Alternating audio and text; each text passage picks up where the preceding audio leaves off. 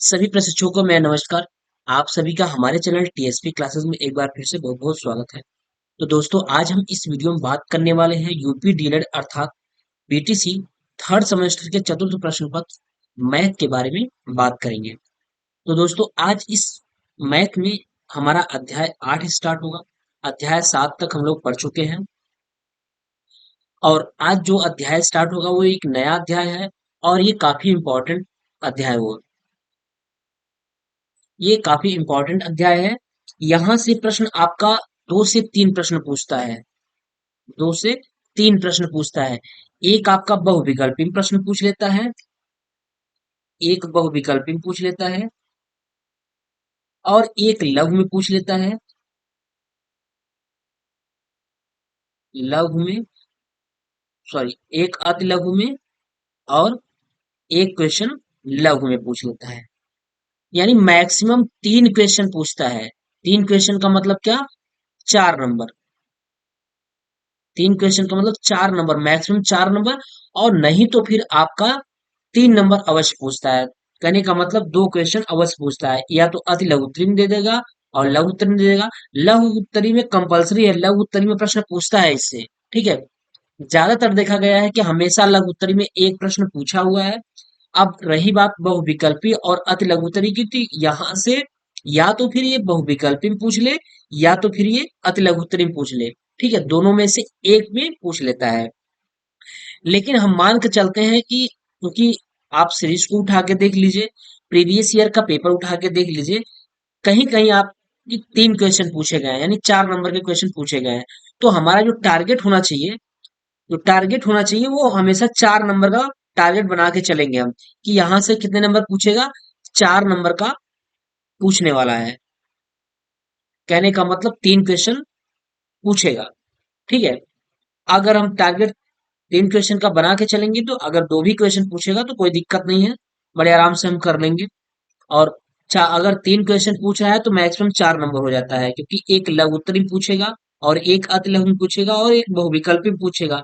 तो आपको ये पता होना चाहिए और पता भी है कि बहुविकल्पी और अति लघु उत्तरी प्रश्न 1-1 नंबर के होते हैं।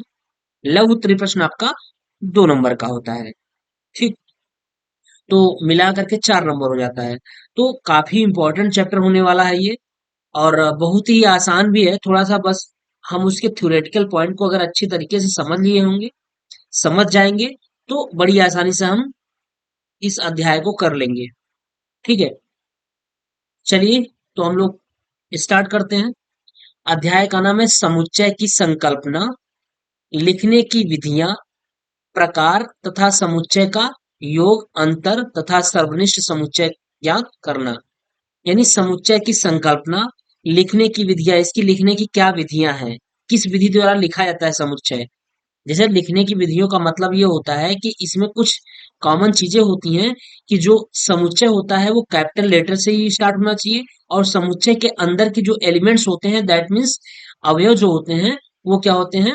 वो छोटी अल्फाबेट्स में लिखी जाती हैं। तो ये लिखने की विधियां होती हैं। अब समुच्चय के प्रकार, समुच्चय के कई प्रकार हैं। अभी आप आगे पढ़ेंगे तो समुच्चय के बहुत सारे आपको प्रकार मिलेंगे। वहां रिक्त समुच्चय मिलेगा और एकल समुच्चय मिलेगा, परिमित समुच्चय मिलेगा, अपरिमित समुच्चय मिलेगा, तुल्य समुच्चय मिलेगा और समान समुच्चय मिलेगा। ठीक है। बहुत सारी समुच्चय मिलेंगी। कुछ अन्य समुच्चय भी मिलेंगे जो कि काफी इंपॉर्टेंट होंगे। जैसे सबसेट मिल जाएगा, सुपर सबसेट मिल जाएगा, ठीक है, यूनियन सेट मिल जाएगा, प्रॉपर सेट मिल जाएगा, यूनिवर्सल सेट मिल जाएगा। ये बहुत सारी सेटें आपको यहाँ पे पढ़नी होंगी, जो कि काफी इंपॉर्टेंट है। उसके बाद बात आता है समुच्चय का योग। इसके बाद 2 समुच्चयों को जैसे दिया है, समुच्चय ए दे रखा है और समुच्चय बी दे रखा है, इसको किस तरीके से हम जोड़ेंगे और इसको किस तरीके से हम घटाएंगे, उस चीज को उस चीज के बारे में भी हम यहाँ पे देखेंगे। तथा सर्वनिष्ठ समुच्चय ज्ञात करना, सबसे इंपॉर्टेंट होता है सर्वनिष्ठ समुच्चय ज्ञात करना। सर्वनिष्ठ समुच्चय ज्ञात करना ये काफी इंपॉर्टेंट हो जाता है यहाँ पे। तो आगे इन सब चीजों के बारे में चर्चा कर लेंगे। तो सबसे पहले हम लोग ये स्टार्ट करते हैं कि समुच्चय होता क्या है, इस चीज के बारे में देखते हैं। तो देखिए, समुच्चय यहाँ लिखा है। समुच्चय क्या होता है? सेट। तो देखिए, सुस्पष्ट वस्तुओं के सुपरिभाषित संग्रह को समुच्चय कहते हैं। यानी कहने का मतलब ये हुआ कि सुस्पष्ट वस्तुओं के सुपरिभाषित संग्रह को समुच्चय कहते हैं। अर्थात यह सुनिश्चित होना चाहिए कि कौन सी वस्तु में समुच्चय में सम्मिलित है और कौन सी नहीं। यानी एक इनका एक कहने का मतलब एक इनकी अ, ऐसे आप कर लीजिए, एक शब्द होता है कि जो समुच्चय होते हैं, समुच्चय की अपनी एक जाति होती है। अगर वो उस जात के क्राइटेरिया को फुलफिल करते होंगे तो वो समुच्चय में होंगे, अदरवाइज समुच्चय में नहीं रहेंगे। जैसे अगर जानवरों की बात कर ले, जानवरों का समुच्चय, जानवरों का समुच्चय, तो यहाँ पे ये ध्यान रखना होगा, जानवर तो बहुत सारे होते हैं ना, लेकिन अब इन जानवरों में किसी गाय का समुच्चय पूछा जाए या भैंस का पूछा जाए या बकरी का पूछा जाए, तब तो वो समुच्चय डिफाइन है। अगर इस तरीके से कहेगा तो दिक्कत है, क्योंकि जानवरों में बहुत सारे जानवर आ जाते हैं। ठीक है, इसी तरीके से यही इससे कहने का सेंस यही है कि यह सुनिश्चित होना चाहिए कि कौन सी वस्तु समुच्चय में सम्मिलित है और कौन सी नहीं। यानी कौन से ऐसे जाति हैं या वस्तुएं हैं जो एक ही जात में आते हों, उनकी एक झुंड होती हो। जैसे यहाँ लिखा है सोफा सेट। अब सोफा सेट आपको पता है कि सोफा सेट क्या है। सोफा में एक थ्री सीटर होगा और दो सिंगल सिंगल सीटर होंगे, तो क्या हो जाता है, फाइव सीटर हो जाता है। इसी को हम बोलते हैं सोफा सेट। उसके बाद उसके आगे सेंटर टेबल होना चाहिए। ठीक है, तो ये सोफा सेट है, तो सोफा सेट आपका क्या है, समुच्चय के अंतर्गत आएगा, सेट ऑफ थ्योरी के अंतर्गत आएगा। टी सेट, अब टी सेट में क्या होता है, टी सेट का मतलब चाय की जो प्यालियां होती हैं उनकी सेट होती है। तो टी सेट में क्या आएगा, कप आएंगे और उसके साथ उसका मग भी आएगा, यानी जग भी आएगा। ठीक है, ये टी सेट में आ जाएगा। पैन सेट हुआ, इसी तरीके से पैन सेट हो गया। तो ये सब जो सेट है, एक जाति है ये आपके किसमें आएंगे, समुच्चय में आ जाएंगे। ठीक है, तो इसीलिए कहा गया है कि सुस्पष्ट वस्तुओं के सुपरिभाषित संग्रह को समुच्चय कहते हैं। ठीक, तो यही जो एक क्राइटेरिया को फुलफिल करते होंगे, एक ही समूह में आते होंगे, वो समुच्चय होंगे, अदरवाइज समुच्चय में नहीं आएगा। जैसे अगर कहा जाए सम संग 10 से कम सम संख्याओं का समुच्चय, तो ये समुच्चय परिभाषित है कि नहीं परिभाषित है, तो आप कहेंगे हाँ ये बिल्कुल परिभाषित है, क्योंकि 10 से कम सम संख्याएं, अब 10 से कम सम संख्याएं एक लिमिटेड है। 10 से कम सम संख्या क्या होगा, 2 होगा, 4 होगा, 6 होगा और 8 होगा। 10 से कम कर रहा है, तो ये क्या है, ये समुच्चय को फुलफिल कर रहा है, यानी ये समुच्चय में आएगा, ये सुपरिभाषित कर रहा है, तो ये एक समुच्चय हो गया। ठीक, अगर इस तरीके से कह दे कि प्रथम 10 प्राकृतिक संख्याओं का समुच्चय या प्रथम 20 प्राकृतिक संख्याओं का समुच्चय, तब भी ये समुच्चय सुपरिभाषित है। यानी प्रथम 10 प्राकृतिक संख्याओं का कह दे कि प्रथम 10 प्राकृतिक संख्याओं का समुच्चय।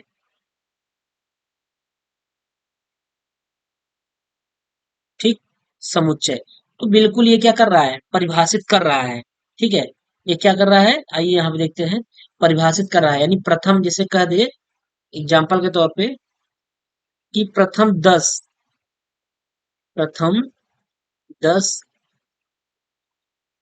प्राकृतिक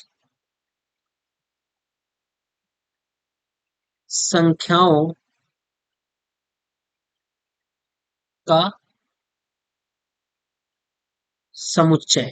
ठीक, तो प्रथम 10 प्राकृतिक संख्याओं का समुच्चय, ये आपको पता है कि एक से लेके एक, दो, तीन, चार, पांच, छ, सात, आठ, नौ, प्रथम 10 तक, और क्या हो जाएगा, 10 हो जाएगा। तो ये क्या है, एक इसकी सीमा है, एक लिमिट है। तो प्रथम 10 प्राकृतिक संख्याओं का समुच्चय ये क्या कर रहा है, ये सुपरिभाषित कर रहा है, सुपरिभाषित है। जब ये सुपरिभाषित है कि मतलब क्या है, ये समुच्चय में है। अगर ये सुपरिभाषित नहीं करता तो समुच्चय में नहीं रहता। ठीक है, तो इसी तरीके से हमारे जो होते हैं वो सब समुच्चय के अंतर्गत आते हैं। प्रथम पांच प्राकृतिक संख्याओं का समुच्चय, ये भी परिभाषित कर रहा है। अगर कह दिया कि प्रथम पांच प्राकृतिक संख्याओं का समुच्चय, एक मतलब एक से लेके पांच तक का प्राकृतिक संख्याओं का समुच्चय, ये भी आपका क्या हो जाएगा, समुच्चय में आ जाएगा। ठीक, ये हो गया। तो इसी प्रकार जो एक चीजों को सही तरीके से डिफाइन करता हो, वही उसका क्या कहलाएगा, समुच्चय कहलाएगा। अब जैसे यहाँ एग्जाम्पल दूसरा दिया है, अंग्रेजी वर्णमाला में स्वरों का समुच्चय। तो अंग्रेजी वर्णमाला में जो स्वर होते हैं वो लिमिटेड स्वर हैं, और वे कुछ फिक्स स्वर रखे गए हैं। जैसे अब क्या है, ए ई आई ओ यू, यानी ए ई आई ओ यू, ये क्या है, ये एक लिमिटेड है, और ये पता है कि ये पांच ही है। तो अंग्रेजी वर्णमाला में जो स्वरों का समुच्चय है, ये भी एक क्या है, समुच्चय है, यानी क्या है, सुपरिभाषित है ये सुपरिभाषित है। ठीक, ये सुपरिभाषित है। तो अंग्रेजी वर्णमाला में स्वरों का समुच्चय सुपरिभाषित है। ठीक है, तो यही आपके समुच्चय की परिभाषा हुई कि समुच्चय क्या होता है, इस चीजों को हम जाने हैं। अब देखते हैं समुच्चय संकेतन, सेट नोटेशन। कैसे हम समुच्चय को संकेत, किससे संकेत को द्वारा प्रदर्शित करते हैं, कैसे हम इसको डिफाइन करते हैं। तो साधारण समुच्चय को अंग्रेजी वर्णमाला के बड़े अक्षर ए बी सी डी, ऐसे ई एफ जी, ऐसे इस तरीके से बढ़ते हुए चली जाती है, आदि से प्रदर्शित करते हैं। जबकि इनके अवयव यानी इनके एलिमेंट्स को ए बी सी व डी आदि से प्रदर्शित करते हैं। यानी हम जो समुच्चय होते हैं, समुच्चय जैसे एग्जांपल दिया गया है, ए बराबर क्या, ए ई आई ओ यू। तो ए हमारा क्या है, ये समुच्चय है, ये क्या है, ये सेट है, समुच्चय है।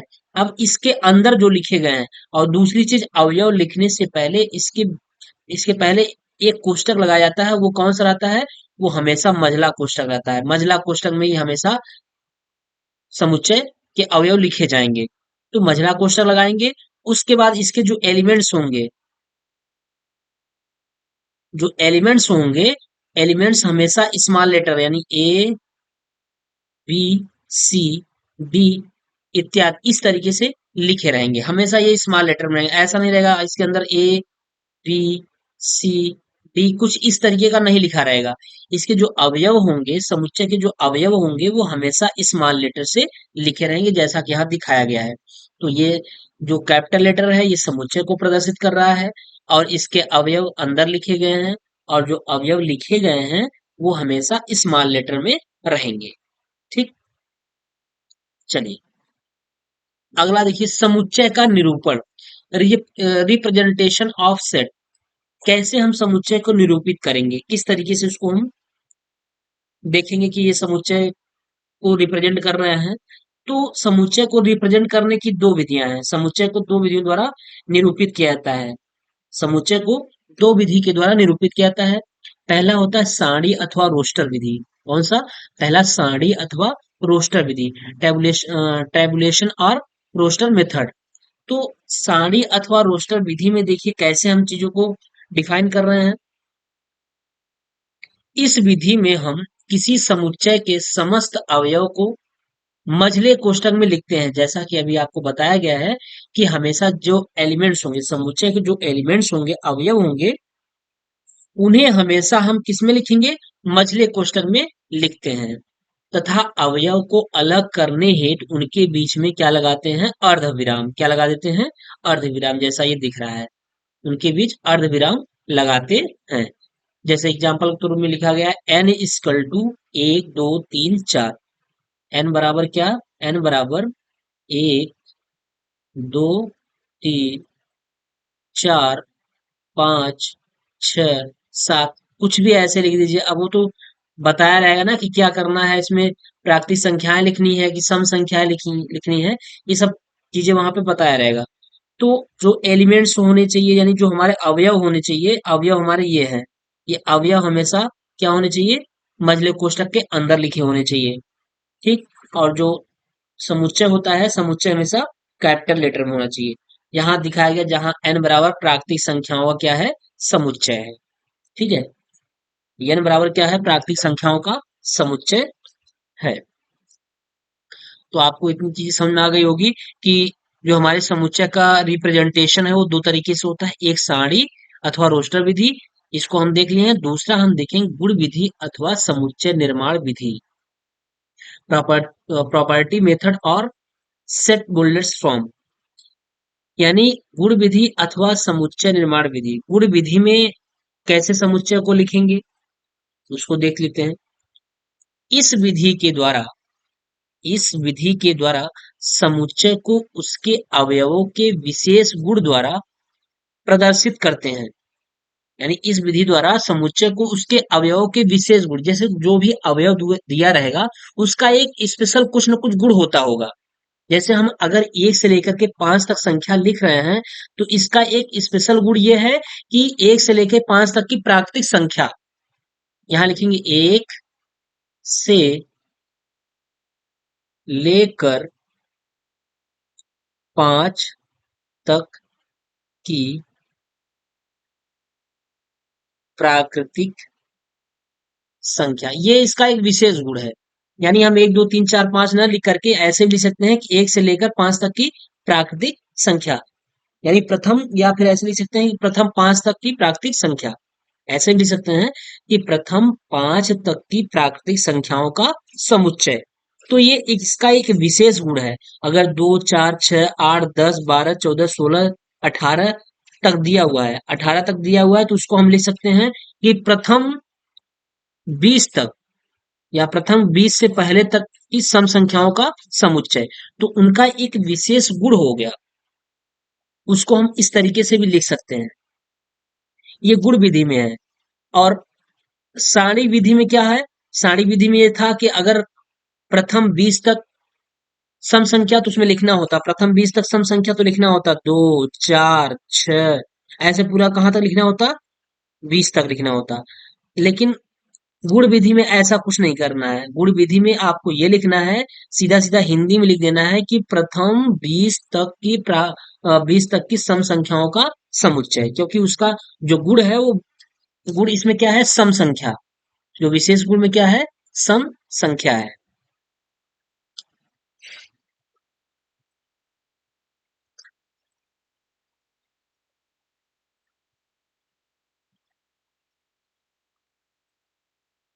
ठीक। तो इस विधि में समुच्चय के अवयवों को एक्स वाई जेड इत्यादि से लिखते हैं तथा इनके गुणों को चिन्ह या यानी इस चिन्ह के द्वारा, सच दैट इसको बोलते हैं इंग्लिश में, सच दैट, या ऐसा है कि हिंदी में बोलते हैं ऐसा है कि, से अलग करते हैं। यानी इसको इस चिन्ह के द्वारा, इसको बोलते हैं सच दैट, सच दैट, या हिंदी में बोल लेते हैं ऐसा है कि। ठीक। तो इससे अलग करते हैं। जैसे एग्जाम्पल के तौर पे देखिए लिखा है अंग्रेजी वर्णमाला के सभी स्वरों का समुच्चय। अब इसको हम क्या लिखेंगे, अगर हम रोस्टर विधि द्वारा लिखते, जो पहला ऊपर दिया है सारणी अथवा रोस्टर विधि द्वारा लिखते कि अंग्रेजी वर्णमाला के सभी स्वरों का समुच्चय, तो ऐसे लिख देते ए इक्वल टू मजला कोष्टक ए ई आई ओ यू अर्धविराम। ठीक है। तो कुछ इस तरीके से लिख देते, ये रोस्टर विधि हो जाती है हमारी, रोस्टर या सारणी विधि हो जाती है। लेकिन यहाँ हमको गुण विधि के द्वारा लिखना है, तो ए इक्वल टू हो जाएगा यक्स सच दैट यक्स। इसको क्या बोलेंगे, यक्स सच दैट यक्स अंग्रेजी वर्णमाला के समस्त स्वर, अंग्रेजी वर्णमाला के समस्त स्वर। तो अंग्रेजी वर्णमाला में समस्त स्वर कौन से आएंगे, 5 ही रहेंगे। वो आपका ए होगा, ए ई होगा, आई ओ यू होगा, यही होगा अंग्रेजी वर्णमाला का समस्त स्वर। तो इसके ये गुण हो गए, इसकी ये प्रॉपर्टी हो गई।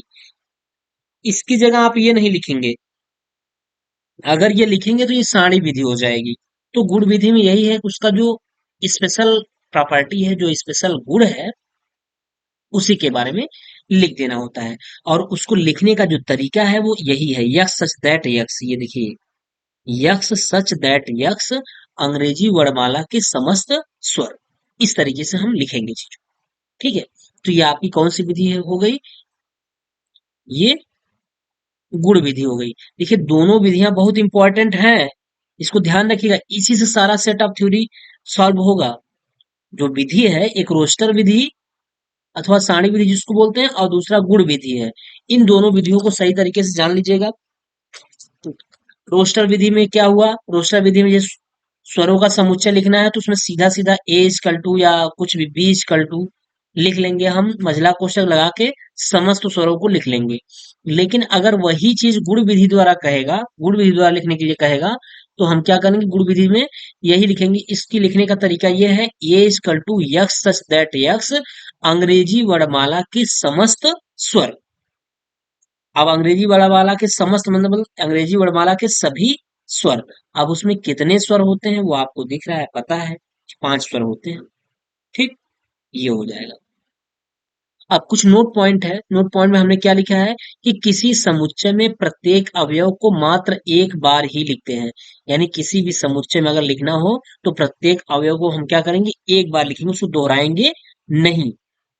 प्रत्येक एलिमेंट्स को मात्र एक बार लिखा जाएगा, दोहराया नहीं जाएगा, इस चीज का ध्यान रखिएगा। दूसरा, समुच्चय के अवयवों का क्रम बदलने से समुच्चय पर कोई प्रभाव नहीं पड़ता है।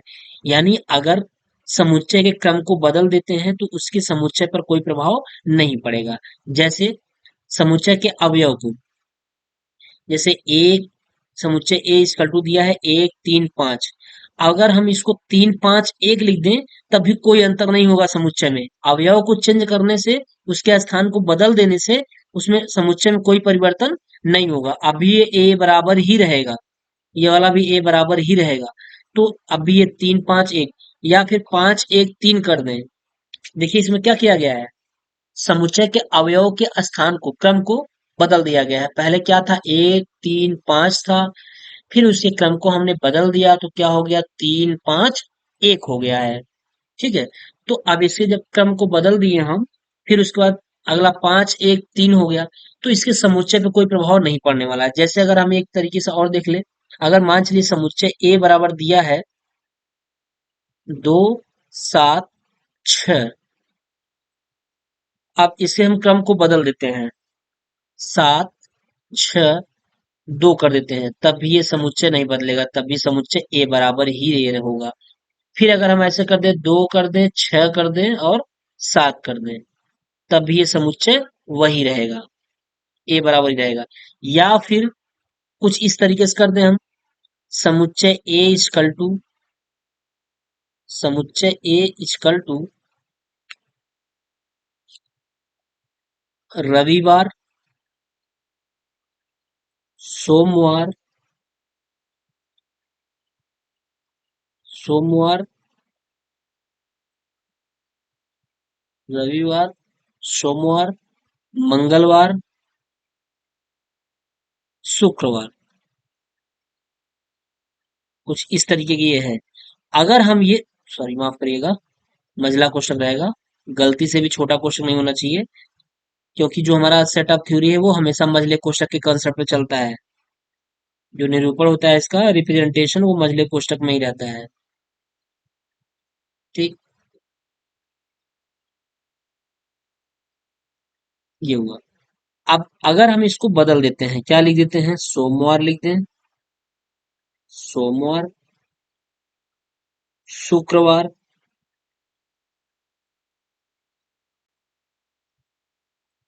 रविवार और मंगलवार, मंगलवार। तो क्या ये समुच्चय बदल जाएंगे? नहीं, अब अभी ये ए बराबर ही समुच्चय रहेंगे, क्योंकि इन्हीं चारों में से ही लिया गया है, कोई आज पांचवा कहीं या अलग से नहीं आ गया है। इन्हीं चारों को लिया गया है, बस इनके अवयव के क्रम को बदल दिया गया है। सोमवार को यहाँ लिख दिया गया, मंगलवार को यहाँ लिख दिया गया, शुक्रवार को यहाँ लिख दिया गया और रविवार को यहाँ लिख दिया गया। ठीक है, केवल क्रम बदल देने से समुच्चय बदलता नहीं है। ठीक है, इस चीज को ध्यान रखिएगा। चलिए नेक्स्ट, टाइप्स ऑफ सेट, समुच्चय के प्रकार। अब हम देखते हैं समुच्चय के कितने प्रकार होते हैं। यही से आपका इंपॉर्टेंट स्टार्ट हो जाता है पॉइंट। फिलहाल चीजें सब इंपॉर्टेंट है, क्योंकि जब तक इसके थ्योरी को आप नहीं समझेंगे तब तक आपको लगाने में सवाल लगाने में दिक्कत होगी। ठीक। तो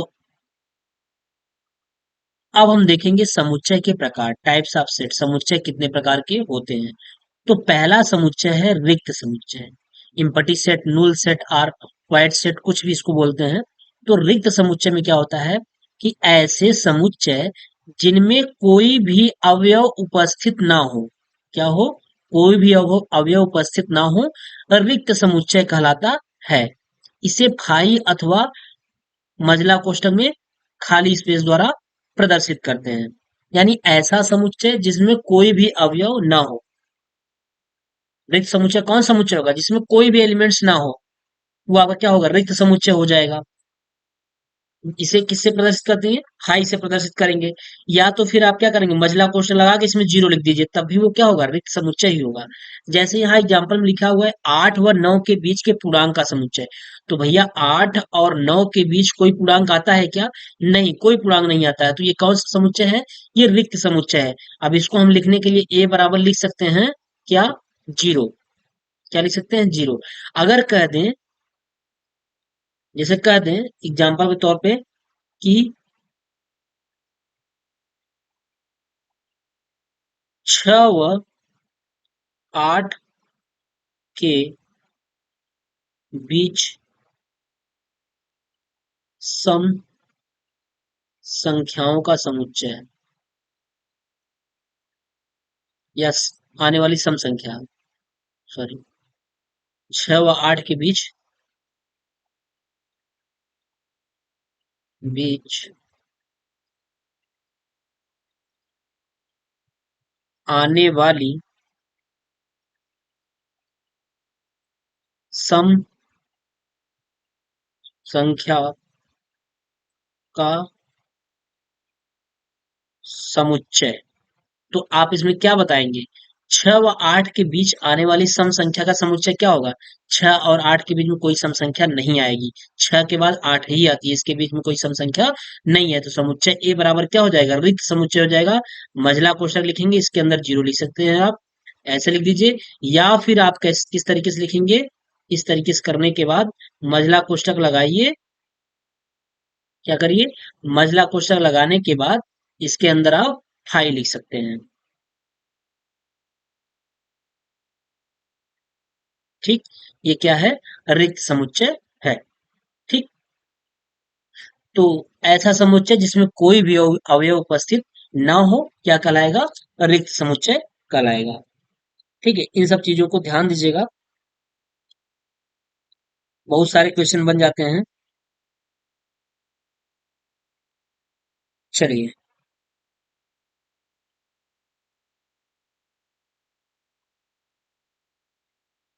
या तो फिर जैसे एक और भी सवाल है इस तरीके से पूछ सकता है।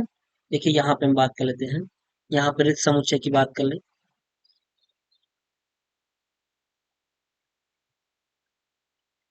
रिक्त समुच्चय।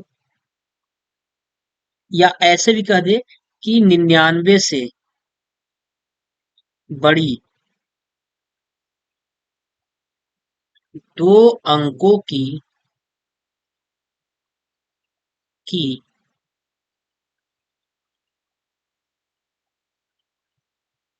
प्राकृतिक संख्याओं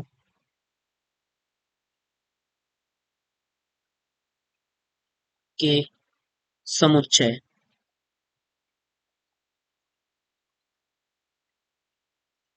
समुच्चय का प्रकार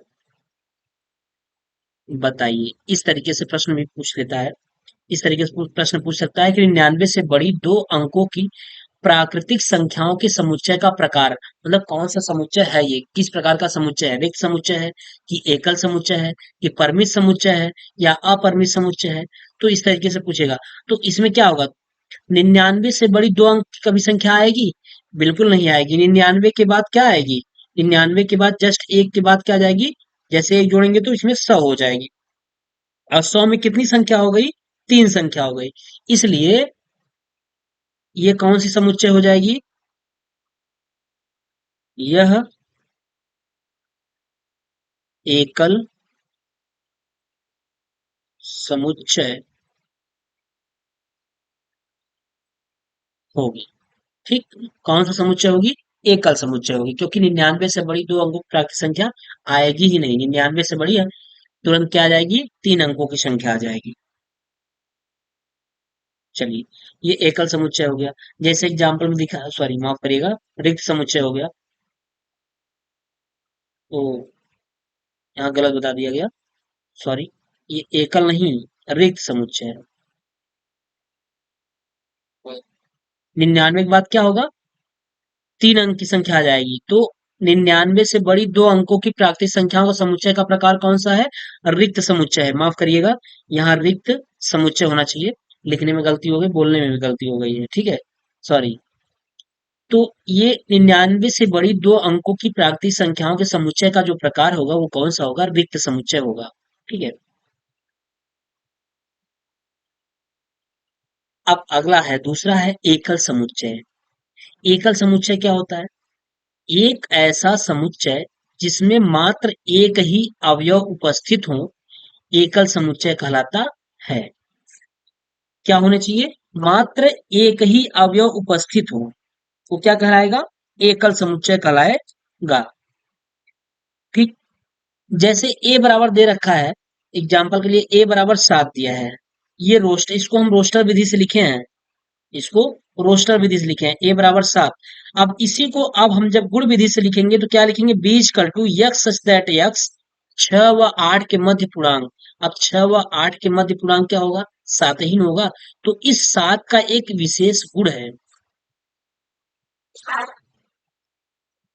इस 7 का एक विशेष गुण यही है कि अगर हम गुण मेथड से लिखेंगे इसको, तो b equal to x such that X 6 व 8 के मध्य पूर्णांक। अब 6 व 8 के मध्य पूर्णांक कौन सा होगा? 6 व 8 के मध्य पूर्णांक 7 ही न होगा। तो इसको हम इस तरीके से लिख सकते हैं। अगर रोस्टर विधि से लिखना हो तो बड़े आराम से हम इसको इस तरीके से लिख लेंगे, महिला कोष्ठक लगा करके। 7 का समुच्चय, एक 7 का सिंगल 7 का समुच्चय, तो हम इसको महिला कोष्ठक के अंदर 7 लिख लेंगे। लेकिन जब इसको गुण विधि के द्वारा लिखना होगा तो उसको इस तरीके से लिखेंगे, b equal to x such that X 6 व 8 के मध्य पूर्णांक। अब 6 व 8 के मध्य पूर्णांक 7 है, ये हम इसको किस लिखे हैं? इसको गुण विधि के द्वारा लिखा गया है। ठीक है, इसको गुण मेथड के द्वारा लिखे हैं। दोनों मेथड से, एक आपका रोस्टर विधि यानी रोस्टर मेथड से भी, और दूसरा विधि भी है आपका। ठीक। चलिए, तो इसके बाद आपका है परिमित समुच्चय है। परिमित समुच्चय क्या होता है? फिनिट सेट क्या होता है, इसके बारे में भी पढ़ लेंगे। अभी तक हम लोग एकल समुच्चय के तक देखे हैं, आप इसको अच्छी तरीके से देख लीजिए, क्योंकि ये चैप्टर काफी इंपॉर्टेंट होता है एग्जाम के बेस के लिए। हमेशा देखिए, इससे आपका 3 क्वेश्चन, 2 से 3 क्वेश्चन पूछा हुआ है। तो ये एग्जाम के लिए काफी इंपॉर्टेंट चैप्टर है। इसको अच्छे तरीके से पढ़ लीजिए, बहुत ही आसान भी है। बस चीजों को अगर समझ जाएंगे तो आसानी से क्वेश्चन हो जाएगा। ठीक है। तो आज हम लोग एकल समुच्चय तक पढ़े हैं। इसके बाद नेक्स्ट क्लास में परिमित समुच्चय से हम लोग देख लेंगे।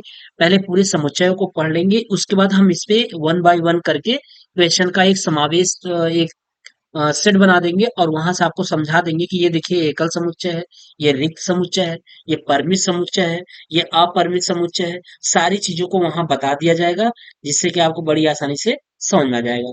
ठीक है। तो तब तक आप एकल समुच्चय तक अच्छी तरीके से इसको रिवाइज कर लीजिए। अगर कहीं भी कोई चीजें कंफ्यूज हो, समझ में नहीं आया हो, प्लीज आप कमेंट करिए, और जिससे कि आपके कमेंट को देखा जाएगा और उस पर विचार अवश्य किया जाएगा। ठीक। तो चलिए दोस्तों, फिर अगर आप मेरे चैनल पे नए होंगे तो प्लीज चैनल को सब्सक्राइब कर लीजिएगा और अपने दोस्तों के साथ शेयर अवश्य कर दीजिएगा। ठीक है। फिर मिलते हैं नेक्स्ट वीडियो में, तब तक के लिए बाय।